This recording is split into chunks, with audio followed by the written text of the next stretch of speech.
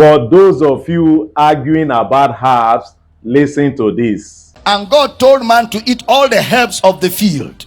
Man was not supposed to eat meat. Meat was not part of man's diet. It was the herbs of the field. God said to Adam, you can eat of every tree, eat of all the herbs. Yes, so it is what it is. You can see now that herbs are not bad, okay? It is not bad to use herbs. In fact, God commanded it that we use herbs, okay?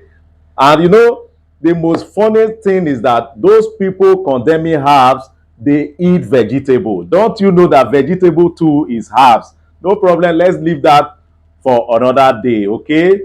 Now, for those of you that want to acquire property in Nigeria, be it building, land, or you just want to rent a place, do not forget to reach us on this number +234 90 938 55700. We will help you to get a better deal with reasonable offer. Thank you guys for watching. See you all in my next video.